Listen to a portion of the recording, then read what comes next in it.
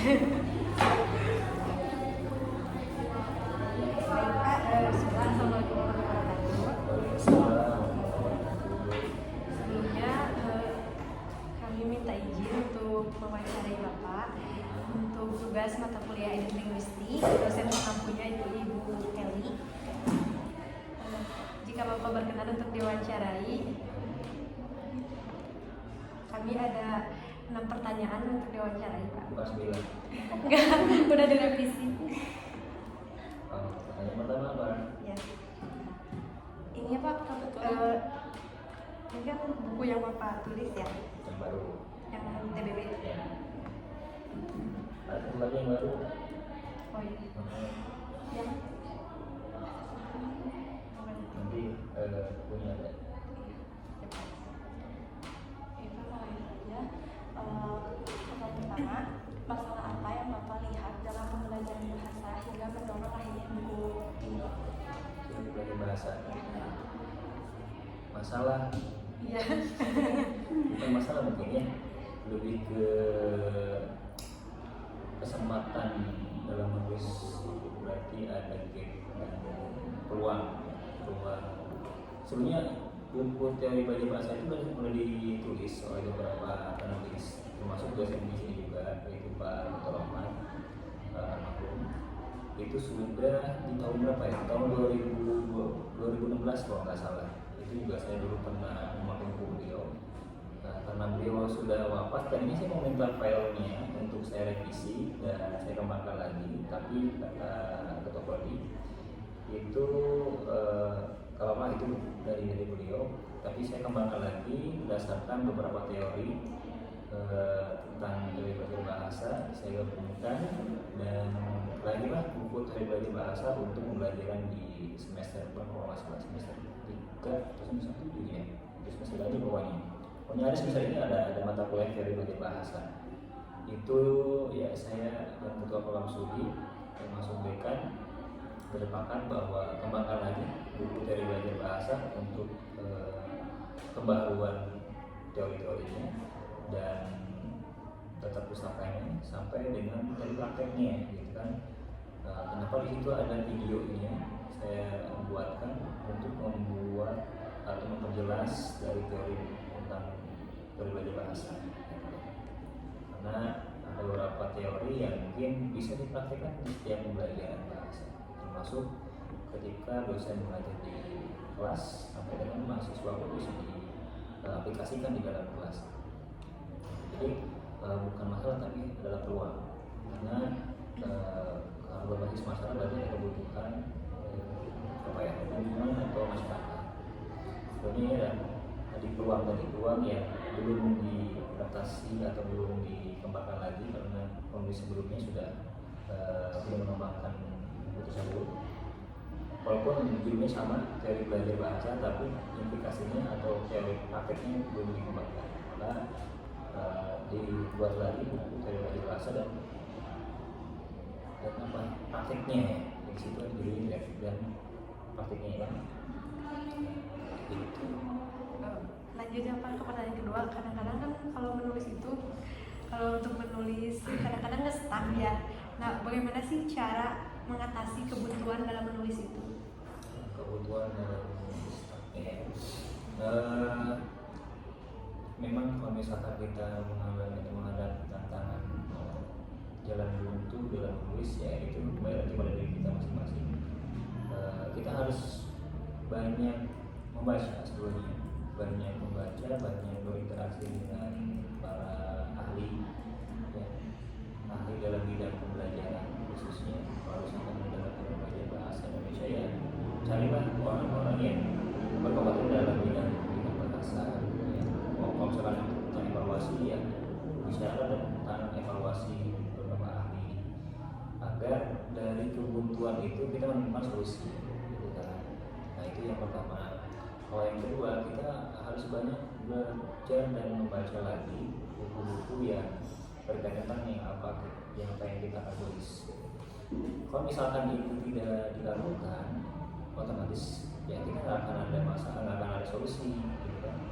Nah, makanya ketika menulis buku itu kita kita tidak hanya satu atau dua sampai dengan 30 referensi yang mulai buku dari jurnal dan sebagainya, tapi juga dari sumber yang relevan ya dari ahli tersebut, berdasarkan pengalaman sampai ke berdasarkan dia atau dia punya buku yang dia kembangkan terus kita kutip dan itu mendapatkan nilai plus gitu ya dari hambatan yang kita temukan.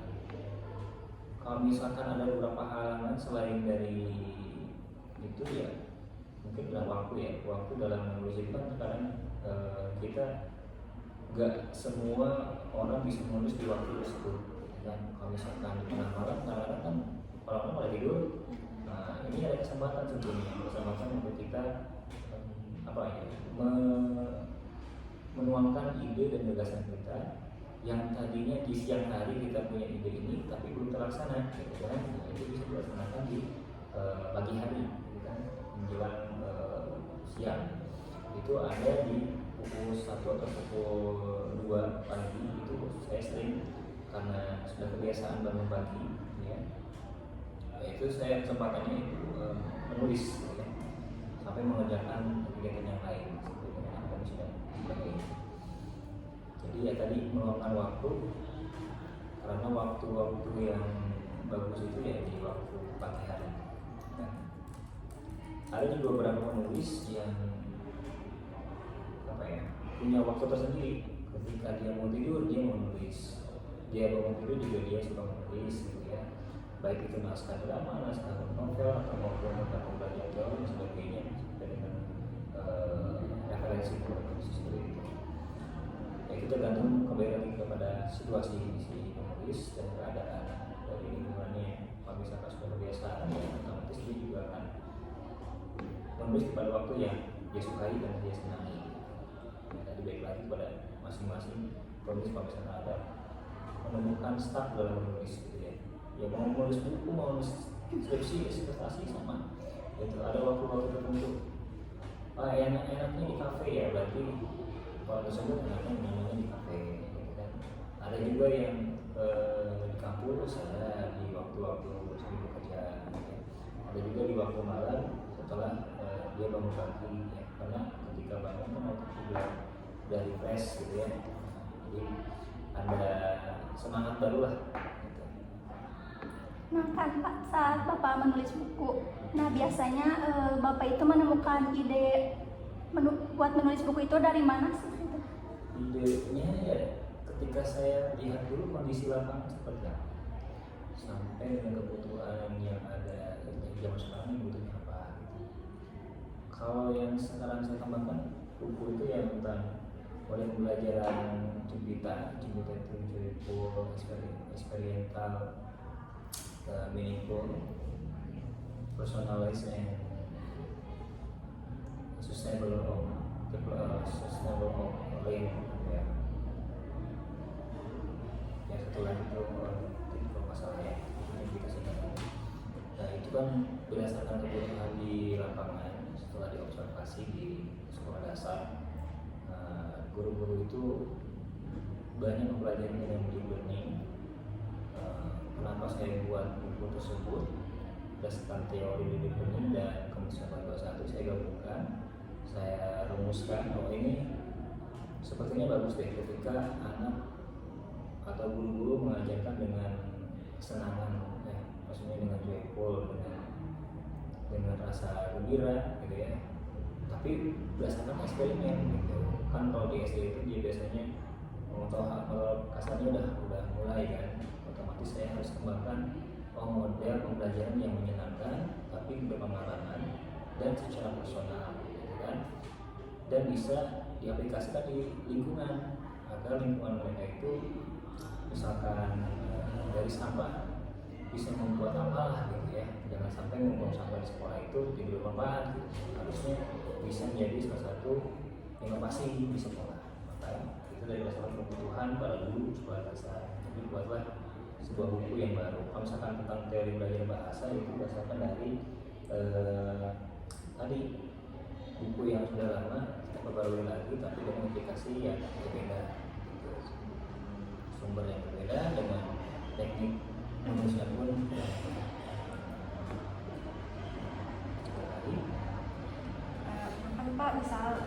sudah menulis itu sudah menulis semua gitu ya dalam sebuah karya gitu, nulis apapun, novel atau buku. Nah, bagaimana sih Bapak tuh memastikan bahwa karya Bapak itu benar-benar udah siap untuk dipublikasikan?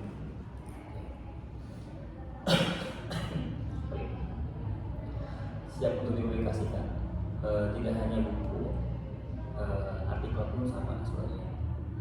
Keyakinan untuk dipublikasikan adalah ketika kita memvalidasi buku tersebut, ya, dari penerbit sampai dengan ahli, itu bisa kita berikan. Misalnya ke penerbit dulu, apakah buku ini atau tema ini bisa diterbitkan atau tidak. Kalau misalkan itu bisa diterbitkan, ya syukurlah gitu ya, tulisan kita bisa digunakan, bisa dipublish di penerbit. Sama dengan ahli, kalau misalkan buku ini kira-kira cocok gak di dunia pendidikan atau enggak di luar pendidikan, ya. Kalau misalkan kata ahli tersebut cocok ya sih, berarti ada keyakinan sendiri untuk menulis, berarti bisa dipublikasi atau dicetak. Jadi tidak hanya dari penerbit dan ahli, tapi juga kebutuhan dari masyarakat ketika diwaca oleh masyarakat, mahasiswa ataupun dosen, kira-kira buku ini cocok gak gitu dikembangkan atau dicetak. Kalau misalkan ini sesuai, ya nanti barulah dengan rasa yakin kita cetak buku atau beri ISBN ya, misalnya internasional.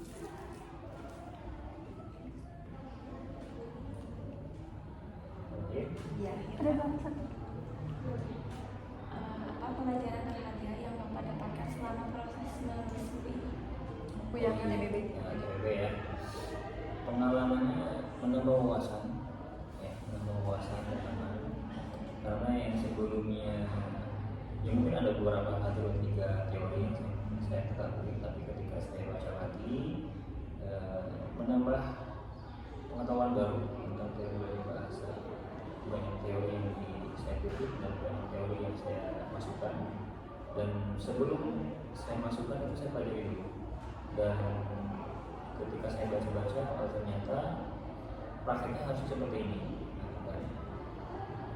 Dan dari hasil saya membaca itu tidak hanya di sebuah buku, tapi di beberapa artikel dari bahasa, sebenarnya bisa digunakan di pembelajaran IPA juga, karena teori bahasa ini secara umum bisa digunakan di pembelajaran IPA. Karena apa?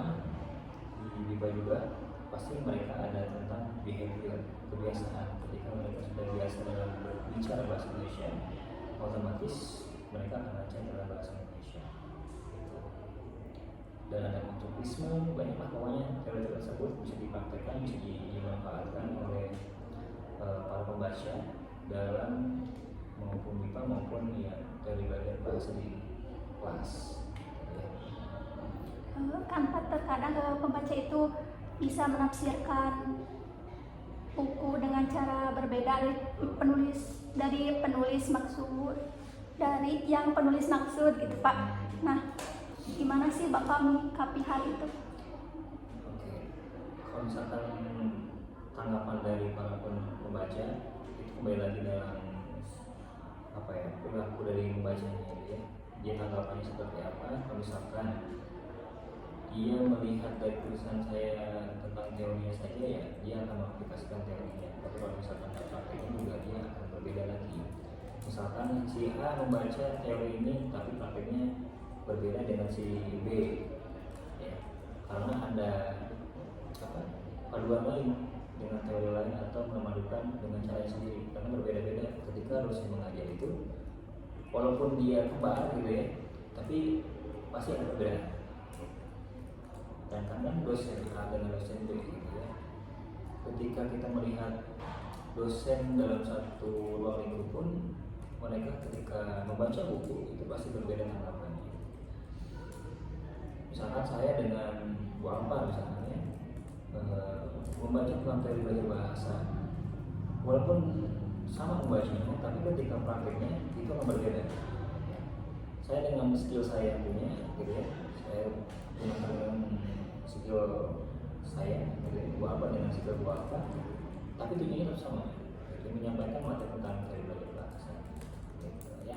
Jadi untuk praktiknya itu bisa sangat berbeda gitu ya. Udah cukup? Cukup ya? Oke. Baik Bapak, terima kasih banyak ya Pak atas waktunya juga. Sama-sama. Terus mohon maaf jika tadi mengganggu ya Pak. Maaf ya.